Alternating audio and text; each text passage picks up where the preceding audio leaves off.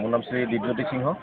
মই 9 নং দেউৰীপাৰা সমষ্টিৰ পৰা উঠিছিলোঁ এইবাৰ পঞ্চায়ত ইলেকশ্যনত। আৰু সকলোৱে যেন জিকাই নিয়ে প্ৰস্তুতি।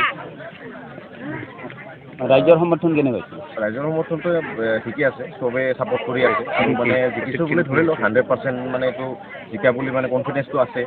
তো ৰাইজে মানে যিখিনি মানে ছাপোৰ্ট কৰি আছে, মানে কেম্পিঙতো সেইখিনি মানে পাইছোঁ যে মানে জিকিম বুলি।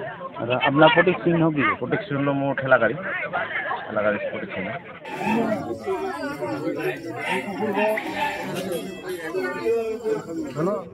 দেউৰীপাৰা সমষ্টিৰ প্ৰাৰ্থী দীপজ্যোতি সিংহক ভোট দি জয়যুক্ত কৰিবলৈ মই ৰাইজৰ ওচৰত অনুৰোধ জনাইছোঁ। ৰাইজৰ আপোনালোকে মানে প্ৰাৰ্থীয়ে কেনে সঁহাৰি? প্ৰাৰ্থীয়ে 100% সমৰ্থনত মানে হেৰি কৰি আছে, ছাপোৰ্ট কৰি আছে। ৰাইজে কোনো ধৰণৰ ত্ৰুটি কৰা নাই তেওঁক জিকাবলৈ। তেওঁ কিহৰ কাৰণে ভোট দিব লাগে বুলি ভাবে? উদীয়মান ডেকা সমাজ সেৱা কৰা তাৰ মানুহ হেৰিটো আছে, চৰিত্ৰটো আছে। এইটো আমাৰ আশা আছে যে এই ডেকা ল'ৰা নতুন চামে যদি এনেকৈ আগবাঢ়ি নাহে, তেনেহ'লে নিশ্চয় আমাৰ অঞ্চলৰ মানে উন্নয়নৰ কথাটো চিন্তা কৰি, গতিকে দীপজ্যোতিক আমি যাতে জিকাই নিব পাৰোঁ, চবে সেইটো ৰাইজে এটা মানে সিদ্ধান্ত লৈছে। আমি আশা কৰিছোঁ যে বিপুল ভোটত।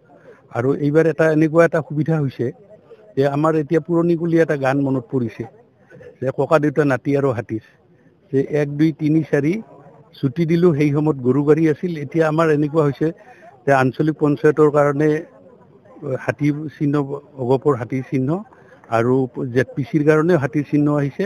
আৰু গতিকে মিত্ৰজোঁটৰ হিচাপে মনোনীত হিচাপে তেওঁলোকৰ প্ৰতীক চিহ্ন হৈছে ঠেলাগাড়ী।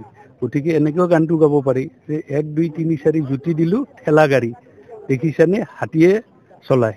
ধন্যবাদ।